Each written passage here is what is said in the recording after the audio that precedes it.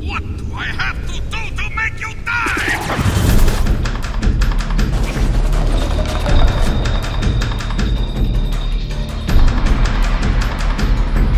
Hey, Daniel Kaiser for GameTrailers.com up here in Chicago, where I'm taking you behind the scenes at Midway so we could discuss the interactive environments of the highly anticipated title, Stranglehold. Well, the initial goal to have interactive environments was taken directly from John's films. We watched them all and we've seen that in all of them. He just doesn't run into the room and start shooting. He tries to use the environment to his advantage. When you look at the movies, John Woo's movies, Chow Yun-fat dives over stuff, he's running up things, he's leaning on them and things like that. And we wanted to make all that stuff really easy so the player could pull off these slides while shooting and diving at the same time. One of the signature moves of Inspector Tequila, Chow Yun-fat, is to actually just kind of take advantage of whatever is in the environment around him. If he's near a banister, we want him to be able to jump on a banister. And we constructed the tech in such a way that we could actually mark up the world with whatever kind of interaction we want.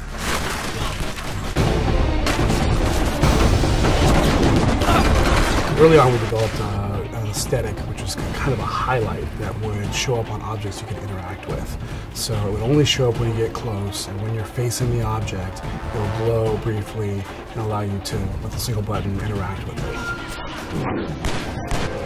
It was a really, really iterative process creating the interactive world that we wanted to create. What can we do? Really we learned through the process. Like, well, you have these banisters you could slide up. Okay.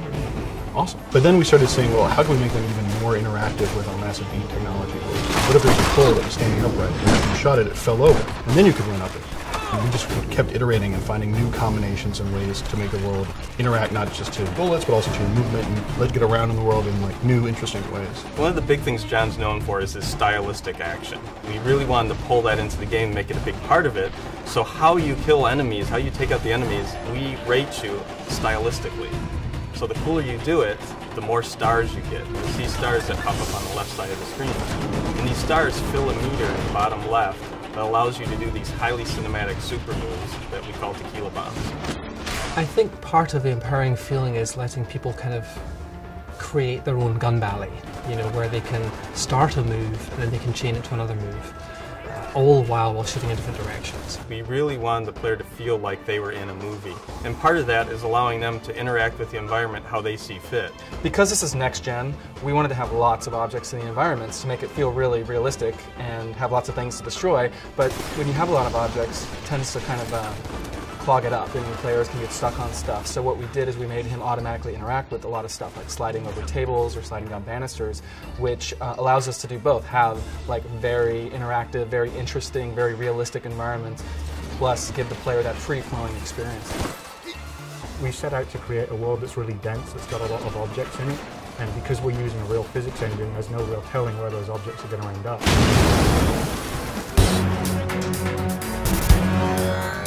One of our big overriding philosophies from the get-go was we wanted to make environments that you hadn't been to in a game a million times. Well, level design started with an idea of cool environments. When we started out to make the game, we looked at the spaces that we wanted to place the character in, and we thought, what would be a really interesting place to play in that you've never seen in a game before?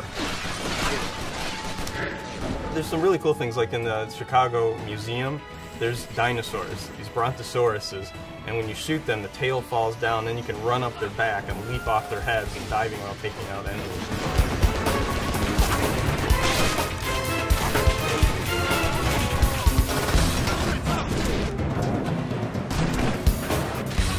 We did probably hundreds of iterations on each of the levels, and probably another 100 just tweaking out all the different interactions. When you look at the game, you see things explode. You tend to think, wow, that's really pretty and it's really cool technology.